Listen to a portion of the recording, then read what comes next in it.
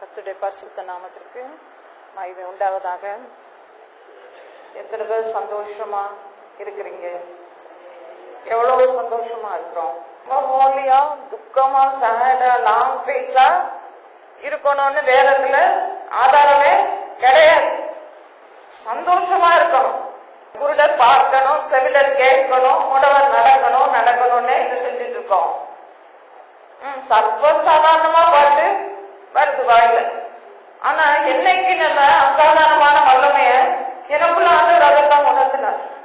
சாதாரணமா ஜனங்களை பாட சொல்லாத, ஜனங்கள் சாதாரணமா இருக்கக்கூடாது, சர்வசாதாரணமா அசட்டையா இருக்கக்கூடாது. இனி வர்ற நாட்கள்ல அசாதாரணமான ஒரு கிரியை ஆண்டவர் என்ன செய்ய போறாரு, அவருடைய ஜனங்களுக்குள்ள முட்டுப்பட்டு இருக்கிறார்.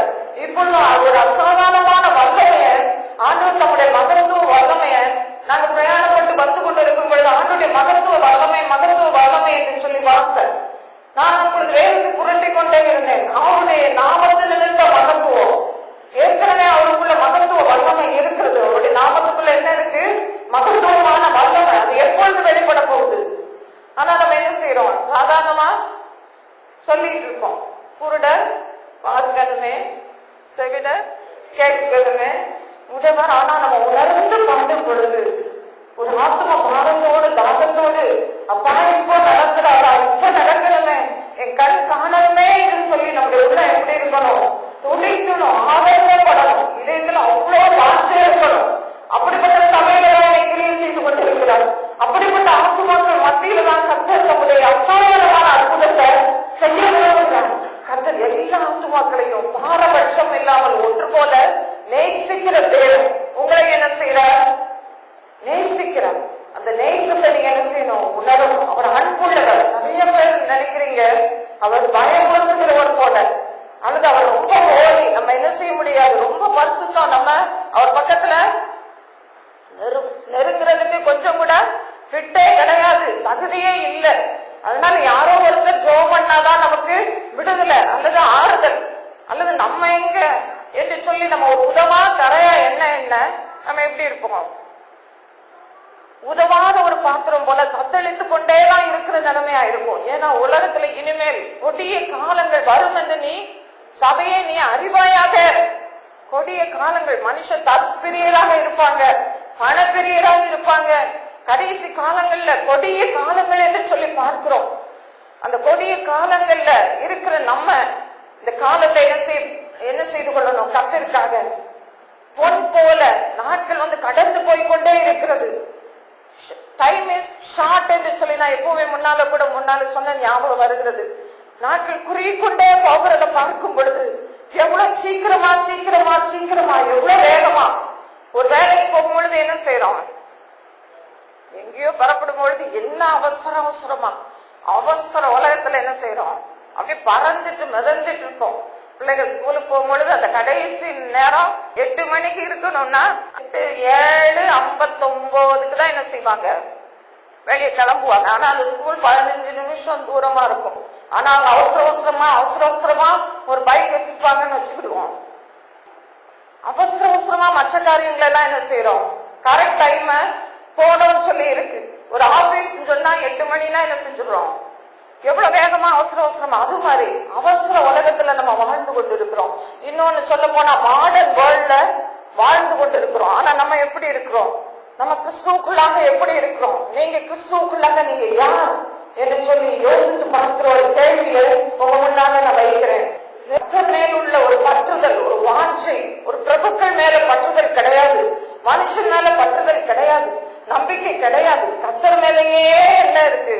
பற்றுதலும் பாசமும் நம்பிக்கை இருக்கிறபடினாலதான் நாம் இதுவரைக்கும் நிர்மூலமாகாம இருக்கிறோம். சுத்த கிருபையினால அசைக்கப்பட்டு போகாதபடிக்கு ஃபாதர் பாடுவாரு, உண்மைத்தானே என் கண் முன்னே என்ன செய்யறேன்? நிறுத்தி நோக்குகிறேன்னு சொல்றாரு. தாவீது ராஜா சொல்றாரு, உம்மோடுதான் எப்போதும் இருப்பேன், உமது வலது கரம் என்னை தாங்குகிறது என்று சொல்லி ஃபாதர் பாடுகிறார். உம்மோடு இருப்பதுதான் என்னுடைய உள்ளத்தின் வாஞ்சை அப்படின்னு சொல்லி பாடுறோம். பாடிட்டு தம்பிமார்கள் என்ன செய்றீங்க? வேற எப்படியோ இருப்பது, உம்மோடு கூட இருப்பதுதான் என் உள்ளத்தின் வாஞ்சையா. இன்னைக்கு நான் 4 கண்டிஷன் ஜெபம் கேட்கப்படுகிறதுக்கு, நம்முடைய பெட்டிஷன்ஸ் எல்லாம் கேட்கப்படுகிறதுக்கு 4 வசனங்களை மட்டும் நம்ம என்ன செய்ய போறோம், தியானிக்க போறோம். மத்தேயு 21:22.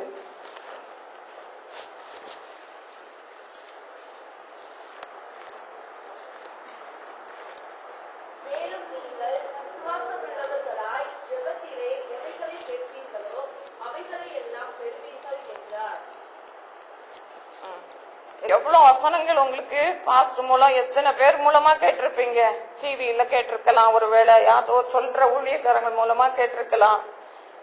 எவ்வளவு வசனங்களை நீங்க கேட்டிருப்பீங்க. அப்ப அவ்வளவு வசனங்களும் என்ன செஞ்சிருக்கணும், பிசாசு பொறுக்கி போட நீங்க இடம் கொடுத்திருக்க கூடாது. உங்க உள்ளத்துல நல்ல நிலத்துல அதெல்லாம் விதைக்கப்பட்டிருக்கிறது. நல்ல நிலத்துல விதைக்கப்பட்டிருந்தா அது என்ன செய்யும், 1 30 60 100 என்ன செய்தது, பலன் தந்தது என்று சொல்லி பார்க்கிறோம். பலன் தராம இருக்கிறதுக்காக அல்ல. ஒரு விவசாயம் என்று சொல்லும் பொழுது ஒரு பலனை எதிர்பார்த்துதான் என்ன செய்யறோம், விதைக்கிறோம்.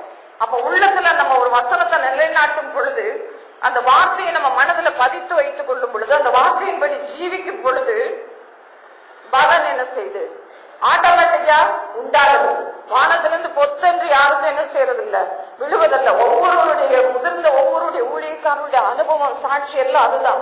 உபத்திரவத்தின் குகையில இருந்து அவங்க ஆண்டவர் தெரிந்து கொண்டு பல பாதைகளின் வழியாக ஒரு சுத்த பொன்னாக உருவாக்கி வருகிறத பார்க்கும் பொழுது, குடத்துல வைத்து கண்ணீரின் பாதை, கஷ்டத்தின் பாதையில நடத்தி ஒவ்வொரு பகுதியாய் அவங்கள முன்னேற்றத்தின் மேல முன்னேற்றத்தை அல்லது கிருபையை கொடுத்து கொடுத்து, பரிசுத்தத்தை கொடுத்து, தாழ்மையை கொடுத்து, அன்பு இல்லாதவங்களா இருப்பாங்க. இப்ப நீங்களே உங்களை யோசித்து பாருங்க, ஆரம்பத்துல அன்பு இல்லாதவங்களா இருந்திருப்பீங்க, அல்லது ஆறுதல் அற்றவங்களா இருந்திருப்பீங்க. ஆண்டவர் என்ன செஞ்சிருப்பாரு, ஆறுதலை கொடுத்து, அல்லது யார் மூலமாகவும் உங்களோட பேசி இருந்திருப்பாரு. நீங்க ரட்சிப்பு இல்லாதவங்களா இருந்தீங்க, ஆண்டவரை இல்லாதவங்களா இருந்தீங்க, அபிஷேகம் இல்லாதவங்களா இருந்தீங்க, அபிஷேகத்தை பெற்றுக் கொண்டீங்க. சில வசனங்களை கேட்போம். மத்தேயு 21:22. விசுவாசம் உள்ளவர்களாகி ஜெபத்திலே எவைகளை கேட்பீர்களோ அவைகளை எல்லாம் பெறுவீர்கள். நம்ம ஃபர்ஸ்ட் என்ன செய்யணும், we must என்ன செய்யணும், ஃபர்ஸ்ட் ஆஃப் ஆல் என்ன செய்யணும், we must ask with faith என்று சொல்லி நம்ம பார்க்கிறோம். அந்த வசனத்துல மத்தேயு 21:22 நீங்கள் விசுவாசம் உள்ளவர்களாகி ஜெபத்திலே எவைகளை கேட்பீர்களோ அவைகளை எல்லாம் பெறுவீர்கள். எவைகளை எல்லாம், கேட்பவைகளை எல்லாம் பெறுவீர்கள். அப்ப விசுவாசம் உள்ளவர்களாகி ஜெபத்துல கேட்க தெரியணும். நிறைய பேர் ஆண்டவர் மேல அன்பு இல்லாம, ஒரு பாசம் இல்லாம, அவரு இவங்களுக்கு கீழே உள்ளவர் மாதிரி, ஆண்டவரே நீ இப்படி செஞ்சாதான், இப்படி பண்ணாதான் என்ன செய்வேன், நான் அங்க போவேன் இங்க போவேன் என்ன செய்யறது. அவருக்கு கண்டிஷன் வருவாங்க. ஆனா அவர் நமக்கு என்ன செய்யறாரு, ஒரு கண்டிஷன் வைக்கிறாரு. என்ன கண்டிஷன், யூ மஸ்ட் என்னது, ஆஸ்க். நீ என்ன செய்யணும், வந்தே ஆகணும், நீ விசுவாசிச்சே ஆகணும், விசுவாசிச்சு நீ கேட்டே ஆகணும். அப்பதான் உனக்கு கிடைக்கும். நீ சாப்பிட்டா போதும், உனக்கு அப்பா அம்மா இருக்காங்க, அதனால ஒரு ஆசீர்வாதமும் தேவை இல்ல, என் வீட்டுலதான் எல்லாம் இருக்கே, நான் என்ன கேட்கணும் அவர்கிட்ட போய் அப்படின்னா ஒரு நாள் நம்ம என்ன செய்ய மாட்டோம், பெட்டிஷனை கொண்டு வர மாட்டோம், ஆஸ்க் பண்ண மாட்டோம், ஒரு இடத்துல கேட்க மாட்டோம். எத்தனை பேருக்கு கேட்கணும்னு தோணுது, சில காரியத்துக்காக மனுஷனுடைய உதவிகளையும் நாடுறோம், அவங்கள்டையும் சில காரியங்களை கேட்கிறோம். தேவையில்லாத இதெல்லாம் என்ன செய்ய முடியாது, கேட்டா கொடுக்க முடியாது. ஆண்டவர் சித்தமானதான் என்ன செய்வார், கேட்கும் பொழுது கொடுப்பார். விசுவாசம் உள்ளவர்களாகி ஜெபத்திலே எவைகளை கேட்பீர்களோ அவைகளை எல்லாம் பெறுவீர்கள். சுகத்தை கேட்கும் பொழுது ஆண்டவர் சுகத்தை கொடுப்பார். உங்களுடைய வீட்டாரின் ரட்சிப்பை கேட்கும் பொழுது ஆண்டவர் ரட்சிப்பை கொடுப்பார். அபிஷேகத்தை கேட்கும் பொழுது விசுவாசத்தோடு, அதை மறந்துடாதீங்க, விசுவாசத்தோடு ரட்சிப்பை கேட்கும் பொழுது வீட்டாருடைய ரட்சிப்பு கட்டாய நிறைவேறும். ஒவ்வொருவரும் ரட்சிக்கப்படுவாங்க, ஒருத்தர் கூட விட்டு வைக்க பட மாட்டாங்க. எல்லா மீதியானவங்களும் என்ன செய்வாங்க, ரட்சிக்கப்படுவாங்க. நான் விசுவாசத்தோடு கேட்கும் பொழுது, நீங்க விசுவாசத்தோடு கேட்கும் பொழுது உங்களுடைய வீட்டுக்காரர் ரட்சிக்கப்படுவாங்க, உங்களுடைய பிள்ளைகள் எல்லாரும் ரட்சிக்கப்படுவாங்க. நீங்க கேட்டீங்கன்னா பிள்ளைகள் எல்லாரும் நல்லா என்ன செய்வாங்க, வளருவாங்க, கர்த்தரால போதிக்கப்பட்டிருப்பாங்க, கர்த்தருடைய வசனத்தை என்ன செய்வாங்க, நல்லா படித்து கீழ்ப்படிவாங்க. நீங்க விசுவாசத்தோட அதுக்காகவே என்ன செய்யணும்? ஜெபம் பண்ணணும். இன்னைக்கு நிறைய தாய்மார்கள் தகப்பன்மார்கள் ஜெபம் பண்றது இல்லை பிள்ளைகளுக்காக. ஆனா அவங்க மட்டும் என்ன செய்யணும்? நல்லா வாசிக்கணும், நல்லா ஜெபம் பண்ணணும்னு நினைப்பாங்க. ஆனா இவங்க என்ன செய்ய மாட்டாங்க? சொல்லிக்கொண்டேதான் இருப்பாங்க, சொல்லிக்கிட்டேதான் இருப்பாங்க. ஆனா என்ன செய்ய மாட்டாங்க? செயலாற்றவே மாட்டாங்க. ஒன்னாவது இவங்க செஞ்சாதான் அந்த பிள்ளைகளை என்ன செய்யும்? பார்த்து மாதிரியா என்ன செய்யும்? செய்யும். என்னுடைய தாய் தகப்பனுடைய பாணியே என்னது? ஜெபிக்கிற தாய், ஜெபிக்கிற தகப்பன், உபவாசிக்கிற தாய், உபவாசம் எடுக்கிற தகப்பன். நானே என்ன செய்வேன்? உபவாசம் பண்ணுவேன். ஒரு உபவாச ஜபம் என்று சொல்லும் பொழுது நம்ம உணவை எடுக்கிறதுக்காக அல்லது உணவு சாப்பிடாம இருக்கிறோம் அதை காட்டுறதுக்காக என்ன செய்யக்கூடாது? உபவாசம் இருக்கக்கூடாது. உண்மையாகவே நம்ம மாற்றப்படுறதுக்காக என்ன செய்யணும்? உபவாசம் இருக்கணும். கட்டாயம் என்ன குணத்தை கேட்டு நம்ம உபவாசிக்கிறோமோ அந்த குணத்தை என்ன செய்ய முடியும்? பெற்றுக்கொள்ள முடியும். விசுவாசம் மேற்கொள்றதுக்காக உபவாசம், அது உண்மையான உபவாசம். ஒரு இடத்துல ஒரு நாள் உபவாசத்தை உண்மையா எடுத்த பொழுது 3 நாளா மாற்றினாங்களாம் அந்த ஊழியரும் அந்த விசுவாசிகளும். 3 நாள் எடுத்ததுக்கு அப்புறம் அவங்களுக்கு ஆசை வந்துச்சா 7 நாளா ஆக்கணும்னு சொல்லி.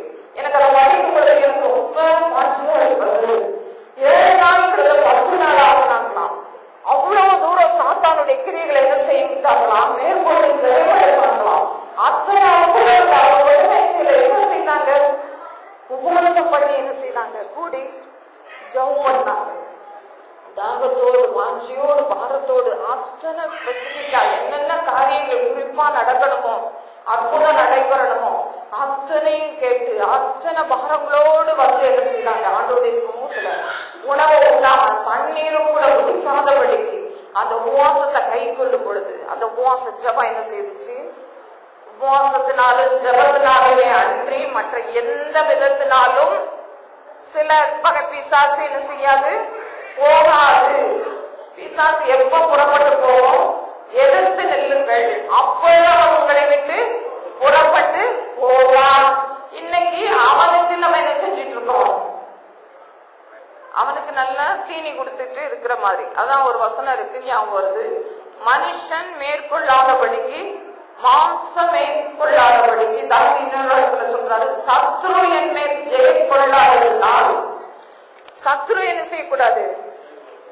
டாமினேட் பண்ணிடக்கூடாது. சின் அல்லது பாவம் என்ன செய்யக்கூடாது? நம்ம வாழ்க்கையில பெருசா வந்துடக்கூடாது. நிறைய பேருடைய வாழ்க்கையில பாவம் தெரிஞ்சுது. வீட்டுக்குள்ள முதல்ல வருது, பிறகு என்ன செஞ்சிருக்கு? மெதுவா வாசல் படியில, பிற வெளிய, ரோட்ல, தெருவுல, சமுதாயம் தெரிஞ்சு. அப்போ ஒரு பாவம் என்ன செய்யுது? வாசல் படியில படுத்திருக்கோம்னு சொல்லி பார்க்கிறோம். இன்னைக்கு பாவத்தை அறிக்கை செய்து பரிசுத்த கட்டாயம் தேவை. இன்னைக்கு துதி ஆராதனை தான் சபையில பேசப்படணும் அல்லது நடனம் தான் ஆடணும் என்று சொல்லி ஆண்டவர் அந்த ஒரு பாயிண்ட மட்டும் சொல்லல, பல காரியங்களை போதிக்க சொல்லி ஊழியர்கள் சொல்லிக் கொண்டிருக்கிறார். பரிசுத்தத்தை குறித்து ஆவியானவர் என்ன செய்வார்? கண்டித்து உணர்த்துகிறவர். நீங்களே நெருங்கி பாருங்களேன். ஒரு நாள் லீவ் எடுத்து வேலைக்கு போகாம அல்லது ஒரு நேரம் உங்களுடைய வீட்டு வேலையை கூட உதவிட்டு பெண்கள் சில நேரம் இருந்து பாருங்க. யாரும் இல்லாத நேரத்துல ஆண்டவர் மட்டும் நீங்க மட்டும் என்ன செய்றீங்க? வீட்டுல இருக்கீங்க. அவர் வந்து முன்னால இருக்காரு. அவர் முன்னால நம்ம ஒரு நல்ல மனசாட்சியோடு அவரோடு ஒரு செட்ரைட் பண்ணி நல் மனம் பொருந்தினாதான் அவர்கிட்ட என்ன செய்ய முடியும்? தொடர்ந்து நீங்க கண்டினியூஸா நல்லா பேச முடியும். அவர் என்ன செய்வாரு? பேசுவார். ஏதோ தப்பு பண்ணிட்டு ஒரு பிள்ளை போல நீங்க இருந்தீங்கன்னா என்ன செய்ய முடியாது? பேச முடியாது. அழுகழுகையா வரும், பாரமா வரும். பாவ பாரம் என்ன செய்யும்? அழுத்தும். அல்லது பிசாசு அமைக்கி வச்சிருந்தான்னா, பீடித்து வைத்திருந்தான்னா அவன் தான் அழுத்தி வச்சிருப்பான்.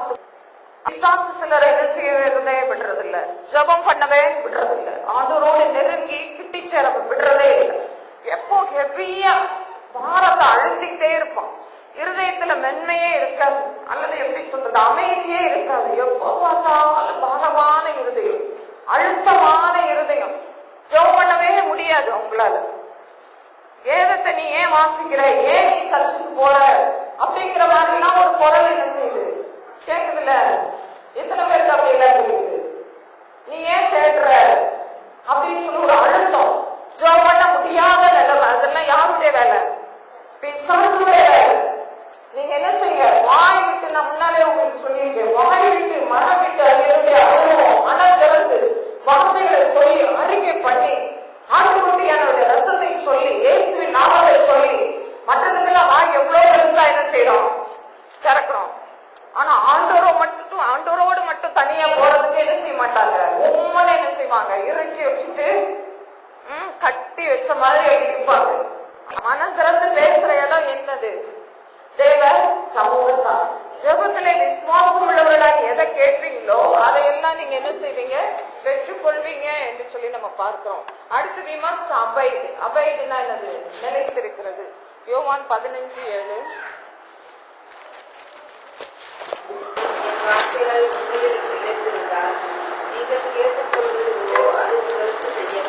நீங்கள் கேட்டுக்கொள்வது எதுவோ, என்ன கேட்டுக்கொள்வது, நிலைத்திருந்தா நீங்க என்ன கேட்கறீங்களோ அது உங்களுக்கு என்ன செய்யும், செய்யப்படும். ஆனா நீங்களோ நாம என்ன செய்யறது இல்ல, நிலைச்சு இருக்கிறது இல்ல. நீ நிலைத்திருந்தால், கண்டிஷன் சொல்லிட்டேன், என்ன ஆண்டவர் நமக்கு போட்ட, எல்லாருக்கும் போட்ட கட்டளை கண்டிஷன். கண்டிஷன் சொல்லும் பொழுது நிபந்தனை என்று அர்த்தம். நீங்க நிலைத்திருந்தால் நீங்க கேட்டுக்கொள்வது எதுவோ அது உங்களுக்கு செய்யப்படும். இன்னைக்கு பாஸ்டர் முன்னால அல்லது ஒரு ஊழியர் முன்னால நிலைச்சிருப்பது போல, பக்தி வேஷம் போல நம்ம காட்டிக் கொள்ளலாம். ஆனா கர்த்தருக்கு முன்னால நிலை பெற்றிருக்கா, நம்முடைய சந்ததி நிலை பெற்றிருக்கிறதா, அல்லது நம்ம எல்லாம் கர்த்தருக்குள்ள நிலைத்திருக்கிறோமா, சந்தோஷத்துல நிலைச்சிருக்கிறீங்களா, அன்புல நிலைச்சிருக்கிறீங்களா, அல்லது ஆண்டவர் ஒரு சுகத்தை கொடுத்திருப்பார், ஒரு அற்புதத்தை செய்திருப்பார், அதுல நிலைச்சிருக்கிறோமா, அதெல்லாம் ஆராய்ச்சி சீர்தூக்கி பாருங்க. சிலர் ஆண்டவர் கொடுத்த சுகத்துல என்ன செஞ்சிருக்கிறது இல்ல, கண்டினியூ பண்றது இல்ல, அதுல வாழணும். மற்ற வாழ்க்கையெல்லாம் என்ன செய்வாங்க, விரும்புவாங்க. மாளிகை கட்டி மற்றவங்களை போல கம்பேர் பண்ணி என்ன செய்யணும், வசதிகளை எல்லாம் என்ன செய்யணும், பெருக்கணும் சொல்லி மற்றதெல்லாம் விரும்புவாங்க. ஆனா எதை விரும்புறது இல்ல, கர்த்தரோடு அந்த வாழுகிற வாழ்க்கை, நிலையான ஒரு வாழ்க்கை ஆண்டவர் என்ன செய்யறாரு, கேட்கிறாரு. நிலையா நீ சந்தோஷமா இருக்கியா, அடிக்கடி உனக்கு பிரச்சனை வந்தா என்ன செய்யணும்,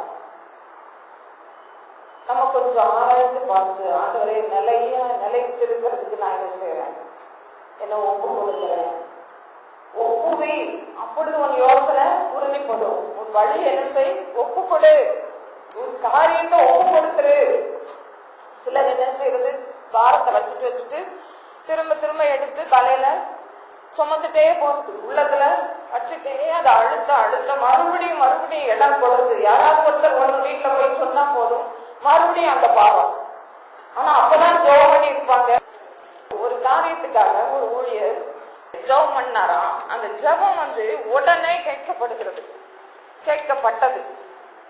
ஆனா 6 மாசமா அந்த காரியத்தை அவர் அடையவே இல்லை. அவர் ரொம்ப சொர்க்கு போயிட்டாராம்.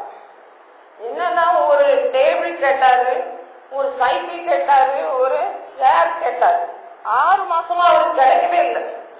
ரொம்ப சோர்ந்து போயிட்டாரு. ரொம்ப சோர்ந்து போய் அதுக்கப்புறம் அவர் ஆண்டவர்கிட்ட கேட்டாரா, என்ன ஆண்டவரே, நீங்க தானே எல்லாம் கேட்டா கொடுப்பேன்னு சொன்னீங்களே, நீங்க இது கொடுக்கலையே, நான் இவ்வளவு ஒரு கிழிஞ்ச ஒரு பாயில, இவ்வளவு ஒரு சின்ன ரூம்ல, எனக்கு பிளாங்கெட் சூடுக்கு அவர் மூடுறது கூட பிளாங்கெட் கூட சரியா கிடையாது, அது கூட மூடுறதுக்கு இல்லாம நான் இப்படி இருக்கிறேனே, ஆனா நான் உங்களுக்காக தானே கேட்கிறேன், ஒரு டேபிள் ஒரு சேர் போட்டு உட்கார்ந்து ஒரு பைபிளை வாசிக்க, எனக்கு ஒரு சைக்கிள் ஓட்டிட்டு போய் உங்களுக்கு தானே ஒரு ஊழியம் செய்ய நான் கேட்கிறேன், ஏன் எனக்கு உடனே வீடு, எனக்கு தேவையே, எனக்கு உடனே வேணுமே அப்படின்னு சொல்லி ரொம்ப சோர்ந்து போயிட்டாங்க. இதை கூட உங்களுக்கு தர முடியாதா ஆண்டவரு? அப்படி ஆண்டவர் சொன்னாரா, நீ குறிப்பா என்ன செய், என்கிட்ட கேளு. குறிப்பா அவர் எப்படி ஆண்டவர் கண்டிஷன் போட்டாரோ, இப்ப நான் சில கண்டிஷனை சொல்லிட்டு வரேன். விசுவாசம் கரெக்டா இருக்கணும், நிலைச்சு இருக்கணும். இன்னும் அடுத்த பாயிண்ட் நம்முடைய மோட்டிவேஷன் சரியா இருக்கணும். 3வது பாயிண்ட் எழுதிக்கோங்க. we must motivated properly. நம்ம சரியா என்ன செய்யணும், நம்முடைய நோக்கம் இருக்கணும். யாக்கோபு 4:3. அப்போ அவர் பெற்றுக்கொண்டேன்னு சொல்லி எழுதுறாரு அவருடைய புத்தகத்துல. அப்போ நான் பெற்றுக்கொண்டேன், குறிப்பா நான் கேட்டேன். சோர்ந்து போனாரு, ஆனா குறிப்பா கேட்டாரு.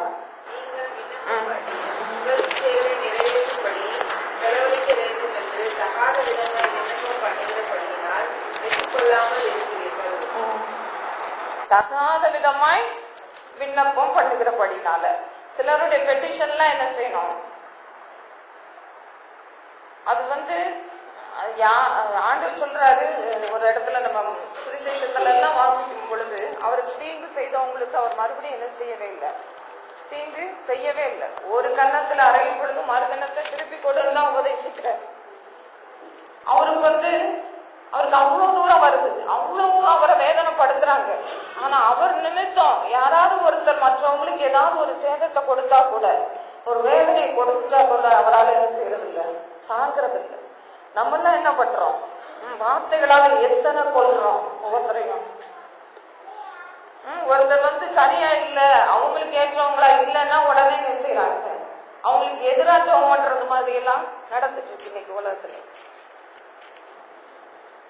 ஆத்துமாக்களை அவர் ரட்சிக்கிறவர். ஆத்துமாவோட ரட்சிப்புக்காக தான் நம்ம ஜெபம் பண்ணணும். ஒருத்தரும் அழிந்து போகணும் அல்லது ஒவ்வொருத்தரும் நல்லா இருக்கணுங்கிறதா அவருடைய ஆசை. நல்லா இருக்கிறதுக்கு நீங்க தான் வழியை என்ன செய்யணும், சொல்லி கொடுக்கணும். நீங்களே வழி தவறி பரிசுத்தம் இல்லாம, ஆண்டவர் பிரியம் இல்லாத, நலம் இல்லாத வழியில நடந்தீங்கன்னா நீங்க அவங்களுக்கு எப்படி நல்லது சொல்லி கொடுப்பீங்க? நலமான வழியில நீங்க நடந்தாதான் மற்றவங்களுக்கு நீங்க என்ன செய்வீங்க, தகாத இதை சொல்லி கொடுக்க மாட்டீங்க. சில தகாத இதெல்லாம் இன்னைக்கு சொல்லி கொடுத்துட்டு இருக்காங்க. அதனால ரொம்ப ஜாக்கிரதையா இருக்கணும் விசுவாசிகள். இப்படி ஜெபம் பண்ணுங்க. இன்னைக்கு பிசாசின் கூட்டமே என்ன செஞ்சுட்டு இருக்கு, ஆராதிச்சுட்டு இருக்கு ஆண்டுடைய ஊழியருக்கு எதிராக. இன்னைக்கு ஊழியருக்கு எதிராக இருக்கிற வார்த்தைகளை சொல்லி ஜெபம் பண்ற கிறிஸ்தவங்களே இருக்கிறாங்க, விசுவாசிகளே இருக்கிறாங்க. பயங்கரமான நம்ம காலத்துல இருக்கிறோம். அப்ப நம்மளுடைய மோட்டிவேஷன் எப்படி இருக்கணும், நம்முடைய நோக்கம் ப்ராப்பரா இருக்கணும், சரியா இருக்கணும். தகாத விதத்துல இருந்தா ஒரு நாளும் பெற்றுக்கொள்ளவே முடியாது.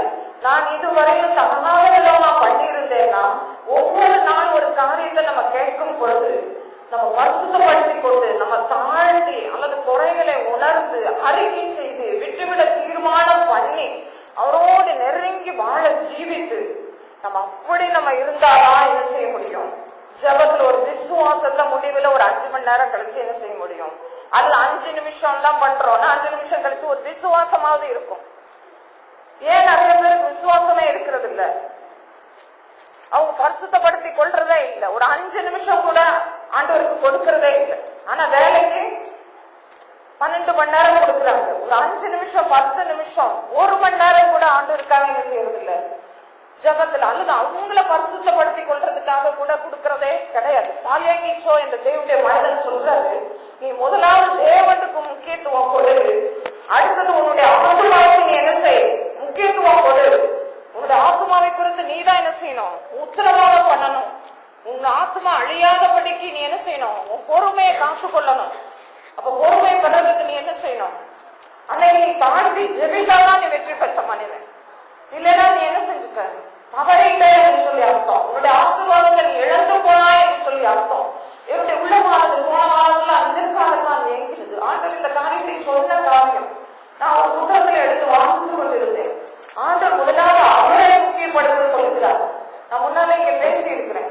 அவருக்கு இம்பார்ட்டன்ஸ் கொடுக்கணும், அவருக்கு ஃபர்ஸ்ட் பிளேஸ் கொடுக்கணும். மற்ற காரியங்கள் எல்லாம் எவ்வளவு அவசரமா அவசர சிகிச்சை பிரிவுக்கு எவ்வளவு அவசரமா ஓடுறோம், அவசரமா வேலைக்கு எவ்வளவு அவசரமா வேலைகளை செய்ய ஓடுறோம். நான் சொன்னது போல ஸ்கூலுக்கோ வேலைக்கோ பிள்ளைகள் அல்லது பைக்லயோ நேரம் திடீர்னு சொல்லிட்டு பறக்கிறத பாக்குறோம். பறந்து என்ன செய்யறத வேலைகளை செய்யறத பாக்குறோம்.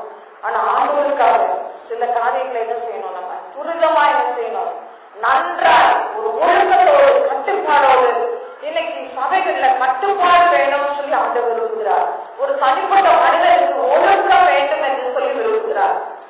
எப்படி ஞாயிற்றுக்கிழமை மட்டும் 11 மணி அளவுக்கு வந்து முக்காடிட்டு கொண்டு பரிசுத்தமாய் இருந்து கைகளை தட்டி ஆராதிக்க வேண்டும் என்பது அல்ல. ஒவ்வொரு நாளும் என்ன செய்யணும், ஜெபம் பண்ணணும். ஒவ்வொரு நாளும் உங்களுடைய பரிசுத்தத்துக்காக ஜெபம் பண்ணணும். உங்களுடைய பெட்டிஷன் எல்லாம் ஆண்டவருக்கு வைக்க தெரிஞ்சிருக்கணும். உங்களுடைய நோக்கம் எல்லாம் சரியா இருக்கும், செஞ்சிடும் சொல்லிடும். முகமே அவங்களுடைய நோக்கத்தை என்ன செஞ்சிருக்கு, காட்டியிருக்கு. அல்லது உங்களுடைய துக்கத்தை காட்டியிருக்கு, அல்லது அவங்க சந்தோஷமா இருக்கிறத அகத்தின் அழகு என்ன செஞ்சிருமா, முகத்துல தெரியும். அப்ப நீ ஏன் மன துக்கத்தோடு இருக்கிறோம், உன் மன துக்கத்தினால உன் ரப்பி முறித்து போய் கிடக்கிறான். தம்பி, நீ முறிந்து போய் கிடக்கிறாய், அருமை ஆகுவானே நீ முறிந்து போய் கிடக்கிறாய் என்று ஆவியான உன்னோடு பேசிக் கொண்டிருக்கிறார், உங்களோடு பேசிக் கொண்டிருக்கிறார். உன் மன துக்கத்தினாலே நீ அழிந்து போய் கொண்டிருக்கிறார். ஏன் உன் மன துக்கத்தை என்னிடத்தில் நீ கொண்டு வரக்கூடாது? ஏன் உன் ஆத்மாவை நான் நேசிக்கிறேன், நீ ஏன் விசேஷப்படுத்தி இருக்கிற ஆத்மாவை நீ ஏன் விசேஷம் இல்லை என்று சொல்லி நீ கீழாக போட்டுக் கொண்டிருக்கிறார். உன் ஆத்மாவை நான் மேலாக கருதுகிறேன் என்று ஆவியான தீர்க்க தரிசனமாய் உங்களோடு பேசிக் கொண்டிருக்கிறார். உன் ஆத்மாவை நான் முக்கியமாய் கருதுகிறேன், உன் ஆத்மாவை நான் விசேஷமாய் கருதுகிறேனே, நீ ஏன் அதை எப்படி நினைக்க தெரியவில்லை? நீ ஏன் உன் ஆத்மாவுக்காக செபிக்கவில்லை? உன் ஆத்மா அழிந்து போகிறதே, உன் ஆத்மா காக்கப்படவில்லையே, இச்சைகளுக்கு நீ தப்பு வைக்கப்படவில்லையே, உன் ஆத்மா ஆறுதலினால நிரம்பிருக்கலையே, உன் வாழ்க்கை எங்கேயோ ஓடிக்கொண்டிருக்கிறது என்று ஆவியானவர் வருத்தப்படுகிறார். இந்த வேளையிலும் மனம் திரும்புவாயா?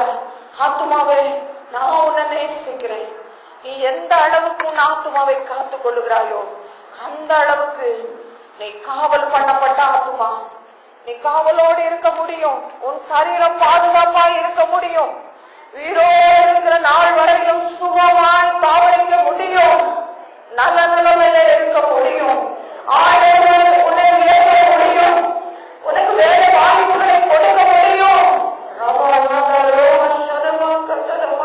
முழங்கை வழியில் ஆவியோடு பேசிக் கொண்டிருக்கிறார், இடைப்பட்டு கொண்டிருக்கிறார், அழுத்தி கொண்டிருக்கிற பாருங்க, சாஸ்திரத்துல கொடுத்திருக்கிற அந்த பாருங்க,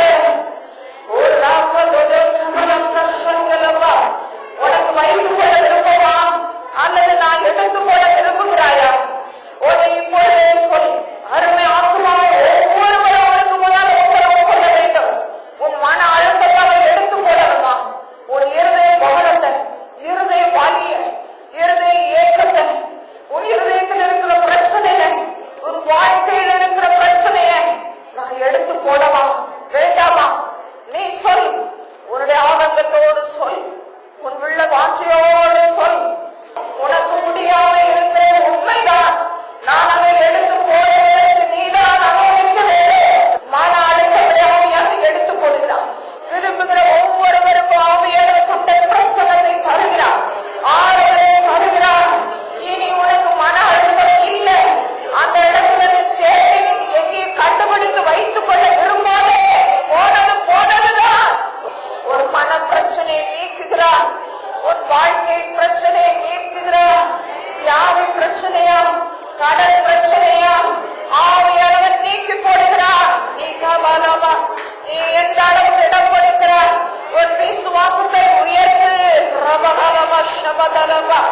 தகுதியான விதத்திலே ஆண்டவர் நீ சொல்ல வேண்டும் என்று சொல்லி விரும்புகிறார். அவருக்கு முன்னால் சொல், ஓ தகுதியான தகுதியான விதத்திலே உன்னுடைய நோக்கம், உன்னுடைய மோட்டிவேஷன் ப்ராப்பரா இருக்க வேண்டும், சரியா இருக்க வேண்டும். நீ விசுவாசத்தோடு கேட்க வேண்டும், குறிப்பாய் கேட்க வேண்டும், நோக்கம் சரியாக்கி கொண்டு கேட்க வேண்டும். ஆவியில நிரம்பி விடுதலை பெற்றுக் கொள்ளுங்க. ஆவியான விடுதலை தருகிறார். ஜெபிக்க முடியல நங்கலாய்க்காதீங்க, இனி ஜெபிக்க முடியும். சோதித்து பாருங்க. வாய் விட்டு புதைங்க, வாய் விட்டு ஜெபிக்க பாருங்க. ஜெபிக்க படாங்க. முடியாத அவர் செய்வார், தெரியாத அவர் பார்த்துக் கொள்வார். உன்னால இயன்றதை செய். ஜெபிக்க வாய்ப்பு மனமிட்டு பேசு. நீ கேட்க வேண்டும், நீ கேட்க வேண்டும், மனதில் நீ கேட்க வேண்டும், விசுவாசத்தை கேட்க வேண்டும், நோக்கம் சரியா இருக்க வேண்டும்.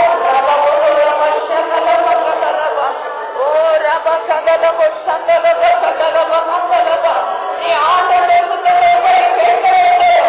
5:14-15 கர்த்தர் தம்முடைய சித்தத்தின்படி கேட்டான், செவி கொடுத்தான். எப்படி போகட்டும், சரியா அழிந்து போகட்டும். ஆண்டவரே, செத்தா கூட போதும் என்று சொல்லுங்க. ஆத்மாவுடைய நிலைமையை பார்க்கும் பொழுது ஊழியரின் நிலையை இன்றைக்கு பார்க்கிறோம், விசுவாசியுடைய நிலையை பார்க்கிறோம். புறஜாதிகளை விட்டு விடுவோம், ஆண்டவர் அறியாதவர்களை விட்டு விடுவோம். அவன் ஒரு பக்கம் முறையிடுகிறதை பார்க்கும் பொழுது இதுவா சித்தம்? இப்படியா ஆண்டவரிடத்தில் முறையிடுவது? வாழ்வதுதான் ஆண்டவருடைய சித்தம். ஜீவனோடு இருக்கிற நாளெல்லாம், ஜீவன் உள்ள நாளெல்லாம், கடந்த வாரங்களுக்கு முன்பு உள்ள நாள்கள் எல்லாம் ஆண்டவரோடு நாம் தியானித்த வார்த்தைகள் ஜீவன் உள்ள தெய்வம் என்பதை, ஜீவன் உள்ள நாட்கள் என்பதை விசுவாசத்தோடு விசுவாசத்தோடு